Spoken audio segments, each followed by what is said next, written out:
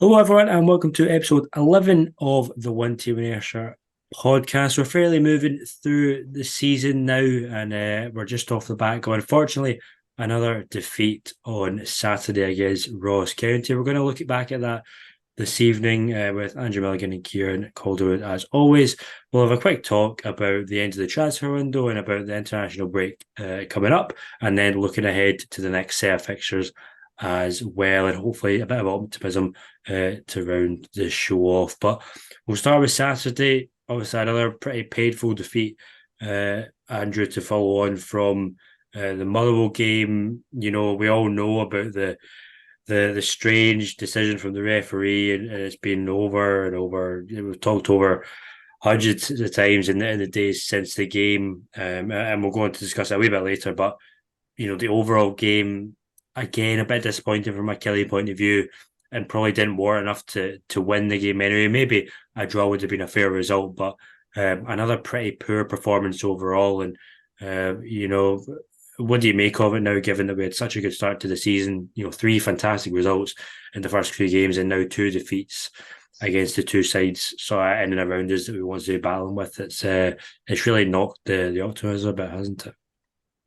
Yeah, it certainly has. There's been a real stark contrast in these last two games compared to those first three games of the season. We started so well, as you rightly say, against the two Old Firm sides and Hearts as well. But these last two games just haven't been up to the same level of performance. And I think, we kind of let it off in the Motherwell game. Motherwell, a very good side at the moment, despite dominating the first half. They just came out and were better than us in the second half and got their victory in the end. But we're all expecting last week when we were talking the podcast to bounce back at home against Ross County, a side that we would, hope that we would finish above this season, or at least be challenging for, league places at the very least.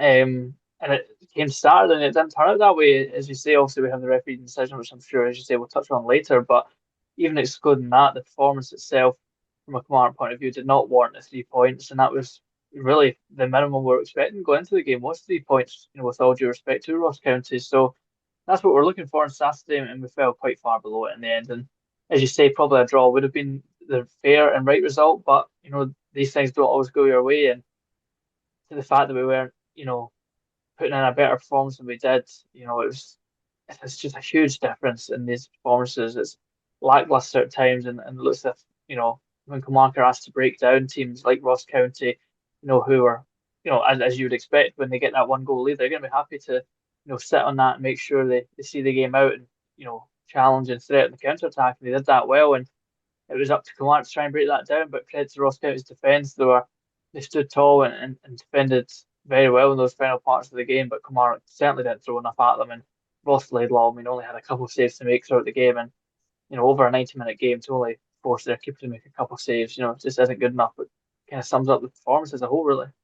Yeah, I mean, Kieran, we made that one change to the starting lineup with Vassell coming out, through another injury, it looks like, and Davies going in at left wing back, with Marley Watkins playing up top. So it was a bit like what you'd been advocating on the podcast the week before, to bring Vassell back out after the Motherwell game, because obviously still didn't look up to speed, and as it turned out, he did come out, although not by choice. And it was probably the team that most fans would have put out in that case, but we just never got going. We played into Ross County's hands with long balls up to Marley Watkins that they just weren't working. He wasn't winning any headers, and the wide players, although they were allowed to get further forward, didn't have too much impact. Danny Armstrong, especially, didn't really do too much, and it was just a frustrating game where Kilmarnock didn't really get too many sort of clear cut chances, and we were undone by poor defending for the goal, and then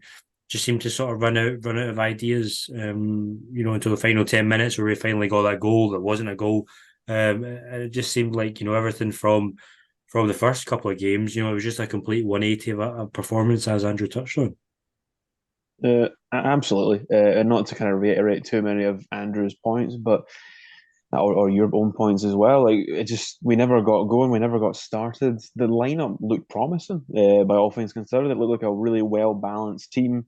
You had like the defensive qualities of Mayo, in that back three as well as Davies on the left hand side, so you could revert into that four back, and if necessary, the five back when Danny Armstrong comes back. But then again, that kind of negative style did, as you say, really play into Ross County's hands, and they had very little to do just due to the fact of the lack of numbers that Kilmarnock were committing forward. It was it's just such a contrast to the first three games, because it's not often in any kind of season in any league you look at it and think, oh, this team that was fighting for relegation last season has just came off the bat beaten the top three or top three of the top four from last season without really breaking a sweat. Well, beating two of them and drawn with one, but on the road, a draw is as good as a win essentially.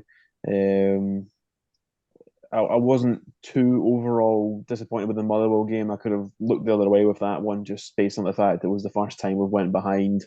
It was the first like kind of main, like kind of competitive game for us, like well, in regards to teams in and around us.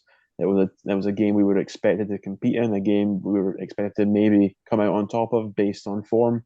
But that Ross County game was just a completely like different like animal. Kilmarnock, we were just not devoid of any kind of chances, but as you said, Laidlaw, who's already a really good goalkeeper, just wasn't tested in the slightest. His main test came from the odd penalty that we were awarded, and apart from that, there was nothing.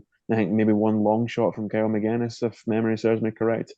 Apart from that, it was a lot more required to try and make a dent in that back line, because Malky Mackay, it's the reason Ross County have survived as long as they have up here under his stewardship. He's a good defensive coach. He knows what he's doing. He knows how to agitate. He knows how to counterattack.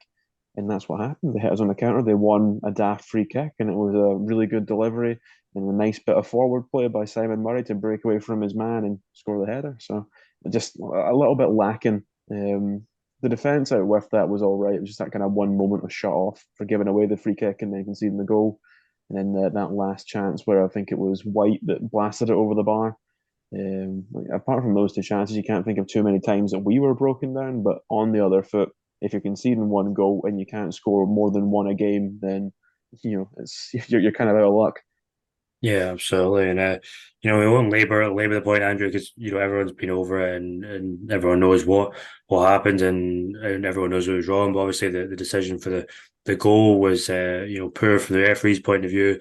Blew the whistle far too early. Should have allowed the play to develop, and we would have had a perfectly good goal. At the same time, you're still expecting Danny Armstrong to score the penalty. Obviously, doesn't do it, and that compounds things. If he'd scored the penalty, nobody would be talking about the decision. Unfortunately, he doesn't, and it means we go away with nothing. But in the overall context, our home form was so important last year, especially when we weren't winning games away. For whatever reason, we won the vast majority of our games at home. Beat almost every team outside the old firm. It's concerning now that we've lost this game. Especially in the way we did. And we only deserve to get a draw at best, really. So, how would we can't allow this to keep going and become an issue. We've just got to sort of put it right after the international break. Yeah, absolutely. I mean, it was against a team that have had such a poor record against us at Rugby Park as well. I think, as you said, kind of on commentary, Adam, it's kind of a game whoever's home tends to win, but obviously didn't end up turning out to be that way. And it was somewhat of a surprise. We all kind of said after the Motherwell game, we want to correct this away form, but at least the next game's home against Ross County, we should be able to bounce back well enough in that one. And obviously, as you said, we should have had the draw in the end if the referee's decisions didn't go against us. And of course, then Danny Armstrong, who is usually dependable from the penalty spot, of course, then misses. And I mean, I think that kind of just compounds his start to the season. Is certainly not the same player we saw last season. I'm not sure particularly what the reason for that is. He's still on the ball at times, and his dribbling and his forward runs, look a danger at times to the opposition. But when it comes to that final end product at him for the moment, it's just not quite, reaching the heights of last season, unfortunately. So hopefully he can refine that form. But you're absolutely correct. I mean, the home form, it was something we were so dependable on last season, too dependable on, really, let's be honest. Of course, with the away form being so tragic, but we don't want to find a place where we drop this home form. We want to maintain last season's home form and just build on the away form as well to gain us extra points and get us up the league table. But yeah, not a great start in terms of that. Obviously, we had two great results at home against the two Old Firm sides, but we have spoke about it multiple times. Now this transition from playing Rangers and Celtic to now playing teams where you're expected to be more competitive in the match and show more of an attacking threat, such as your games against Motherwell and Ross County. And we've not been able to match that, unfortunately. So, it'll be interesting to see when we come back from this international break. Obviously, we come back with a home game against Hibs. Can we bounce back? Of course, Hibs had a disappointing start to the season, albeit they've won since sacking Lee Johnson against Aberdeen at the weekend. But be interesting to see, can we bounce back, and get this home form? Because this home form needs to stay as high as it was last season and just bring the away form up a bit as well to help us move up the table. Yeah, and in terms of bouncing back, Kieran, obviously we've got this 2 week break now for the international fixtures. Scotland have got Cyprus on Friday night and then playing England in the friendly on Tuesday. Is this international break a positive for Kilmarnock and that Derek McInnes can get his players back in the training ground, work on certain things. They're obviously not working on set pieces, as we know, because they've been dreadful all season so far. It allows them to maybe do a few things that, work on a few things that have been particular problems, or is it the wrong time for a break to be coming for Kilmarnock because we've had these two bad results? You want to, as a player, you want to put them right as quickly as possible, but now the team and the supporters have got to sort of sit and stew on these two bad results for the next 2 weeks, with no real way to change the mood, within the club at the minute. Is that way? You've laid it out kind of perfectly. It's very much a double-edged sword. On one hand, you've got a time for the players to go away, lick their wounds, learn their lessons, adapt, improve, hopefully. Because we're only missing three first-team players. We've got Brad Lyons, Matty Kennedy, and David Watson away. Obviously, Bobby Wales is away with him, but he doesn't really see first-team football. So only really missing three players, and those three players are the ones you'd say probably get pass marks week in, week out. So it's not really too much a miss as far as fixing issues go. But at the same time, you want all your players there, everyone working together, more cohesion.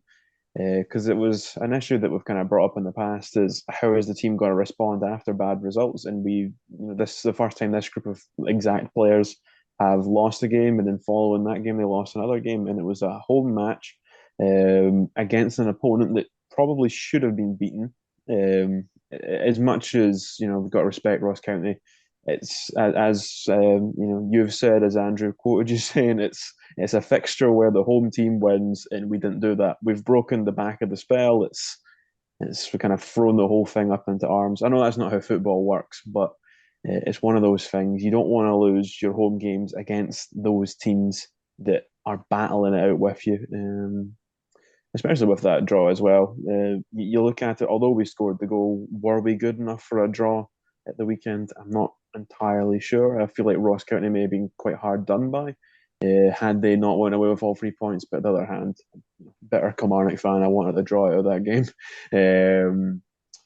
So I would say in my opinion, it's came at the right time. It's one of those things, the fans, myself included, will just kind of have to bide their time, hope that the coaching staff and Derek McInnes are working their way through the issues that were so clearly visible in that match, including just a lack of attacking threat. The set pieces we won't even get into. They probably had more set pieces in that game than they did practice at training. There was an unreal amount of set pieces that we had in that game. I think it was 15 corners in the end we had. And no goals from them, no near chances, no nothing, no shots on target. It's something needs work because we have mountains of men at the back. We've got Stuart Finlay, we've got Robbie Dees, Gordon Daba back when he's fit. Lewis Mayo is quite tall as well. I'm pretty sure that Watkins is as well. I'm pretty sure he's kind of up there in height. There's several big players to aim for. We've got two really talented set piece delivery players in Armstrong and Kennedy, and something's just not clicking. Can't get it past the first man, or you put it too far over to the back posts. Just something needing a little bit of work on, a bit of tweaking, and then hopefully, because I think in most of our games we've played, we've had quite a lot of set pieces, including the cup matches as well, and just wasted near enough all of them. Essentially, just a kind of hopeful punt into the box, looking for a knockdown, and in the skamash that follows, hoping for a break. But you can't rely on that every time. Sometimes you need a moment of quality, which we've yet to see so far. But it's only 4 matches into the season, so I'm not going to hold up too much on that as of yet. But overall, I'd say a good time for the break to rock around. And it's Absolutely. typical that as soon as we score from a set piece, of course, Stuart Finlay scored from a set piece, and then Kevin Clancy disallows it. So as soon as we finally actually create a good chance and get the ball in the back of the net from a set piece, it doesn't even stand. So yeah, a bit annoying for that one as well. Yeah, there's a bit of irony in that. Wasn't there? So a bit something more positive. Obviously, just before the game, the day before the game, on Saturday, we had the end of the transfer window, and obviously we were looking for this striker to come in. You know, this long awaited striker. I don't think it turned out who it was meant to be or who the key target was originally, but we also got Andrew Dallas on loan from Barnsley. Came on for about half an hour on Saturday. Didn't really make much of an impact, you would have to say. Didn't get too many touches of the ball. Obviously, not necessarily his fault, but Andrew, we're hoping that he comes in and sort of solves this issue up top. Because although Marlon Watkins has scored a couple of goals, he's not an out and out striker, and Kyle Vassell is clearly going to take some time to get fit. Might even have been injured again that forced him to miss the weekend's game. So we're all sort of pinning our hopes on him. He's had a reasonably good career in the sort of lower leagues of England. Had a decent spell in the National League. It is the National League at the end of the day, which is probably a level below. Where we're sort of looking for. The last player I can think to come from the National League in terms of a striker for Kilmarnock was Niki Kabamba. I think he came from the National League, so that's the sort of level that we're kind of talking about here. Hopefully, he can do a bit better. I think Kabamba did, even though he does have a bit of a cult status at Kilmarnock for particular reasons. What did you make of the signing? Do you think he's going to be the answer? And if not, then do we have to look into the free agent market to see who else we can find? Yeah, it's such a difficult one, isn't it? It was such a long, drawn out process to try and get this striker, and for weeks on weeks we're saying we need a striker. Derek McInnes is saying we need a striker. He says we're working on things, and then it does feel like the main target we were probably trying to work on for majority of the summer probably hasn't come in the end. And now obviously, they're not naive enough. They have had backup options, and obviously I feel like this is probably one of them. And he comes in with a decent record, to be fair to him, as you say, albeit in the lower leagues of England. But hopefully that is something he can replicate up here. Of course, when he was up here previously, never made any appearances for Rangers, and his loan spells in the lower leagues of Scotland weren't too successful. But he has found the net, as you say, a few times in recent years, down south and the top of the non-league divisions. So hopefully that is something he's able to bring up for us. I'm not sure if he is the man to answer all our questions. As you say, he was hardly able to get into the game on Saturday, and as you say, I'm not sure that was all his fault. Just the way the game panned out, with how deep Ross County ended up sitting, as you can understand. I think he was finding it difficult to find space and room, in amongst that Ross County defence. So I think it's too early to judge how he'll do for us. I think we'll just have to wait and see, to be honest with you, because it's difficult to try and judge it off a player you've never actually seen. You're just going off goal records.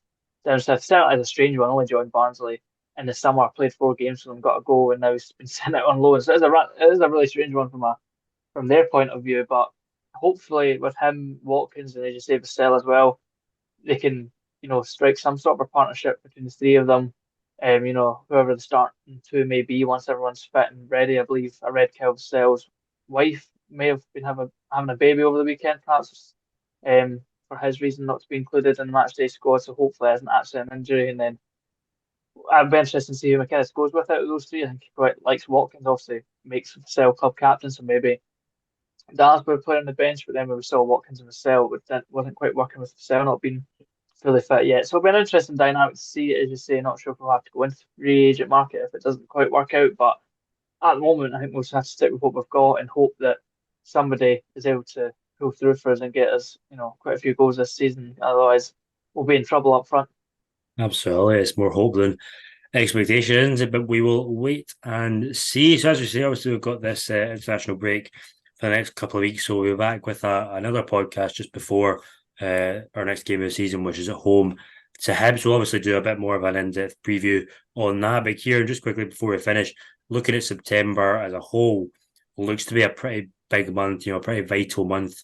Sort of this early in the season, we've got that home game against Hibs on the 16th. Then we go to Dundee away on the 23rd, which could be a very big game. We've obviously got that League Cup quarter final against Hearts in the midweek, 7:45 kickoff on the Tuesday, and then at home to St Mirren to finish off the month. So, we've not had the best couple of weeks, it's fair to say, but September could be a really vital month, could be a chance to get, potentially 7 or 9 points on the board, if we can, if the team can pick up, potentially a place at Hampden secured as well, or it could go completely the opposite way. But this is a big chance for us this month to get a lot of points on the board and to get to Hampden as well. So, really important that the team are really up for this, and the supporters have got to give their back into the team as well for what could be a really big couple of weeks coming up. Absolutely, and looking at those fixtures, 3 of the 4, including the cup tie, are at home, so we've got the advantage on that regard. So Hibs, to kind of look at it, you've got a team that have kind of struggling to find a new manager, but they have obviously bounced back against Aberdeen. Hibs are a team that's kind of not quite woken up yet, so I'm a little bit kind of anxious about that one. But then Dundee away, we remember what happened the last time we went up to Dundee back in the relegation to the Championship days. It's a very volatile ground. It's not one for the faint of heart. So our team are going to really have to pick up some kind of spirit, especially in regard to, we've seen what happened. We went to Motherwell, we went to a leveled state, and then everything just went out the window, forgot everything. Then the second goal came, and that was that. So I can imagine a similar or potentially similar fate if Derek McInnes doesn't kind of inspire some kind of resolve amongst the players, and then finishing it out as well with a home cup tie against Hearts. So we started off with both of the Glasgow sides, one in the cup, one in the league. So we're going again, both the Edinburgh sides, one in the cup, one in the league. Hopefully a similar kind of dynamic as well, kind of beating both of them against the odds, and then back again for another home game in the league. So it's promising. It's something to try and build confidence. Playing at home is always better than playing away, assuming that you're winning the games. Of course, that's quite an obvious little bit to put in there, but definitely it's a month of potential for the squad. We've got the big games out the road. Still obviously to play Celtic in the league, but that'll rock around when it rocks around. But yeah, overall quite happy with the fixtures. Very happy with our cup draw. I think we can give anyone a game at Rugby Park. Obviously, Ross County excluded. We're gonna forget that happened. But on our day, we'll give anyone a game at Rugby Park. So bring the next few games on. Yeah, absolutely. We've got to look ahead with positivity, don't we? And we'll certainly do that. And we'll obviously, as I say, be back next week to look a bit closer at the Hibs game, and then all the sort of goings on around the colours. So we might even have a bit of an international chat with obviously a couple of players, as we say, in action for their respective international sides, David Watson and Bobby Wales, away with Scotland youth team. So good luck to them, and to Matt Kennedy and Brad Lyons as well for Northern Ireland if they get a game over the next couple of days as well. So that'll do us for episode 11. Thank you everyone for listening and watching. Thanks to Andrew and Kieran for joining me as always, and we'll see you for the next one next Wednesday as always. So thanks everyone, and we'll see you next time.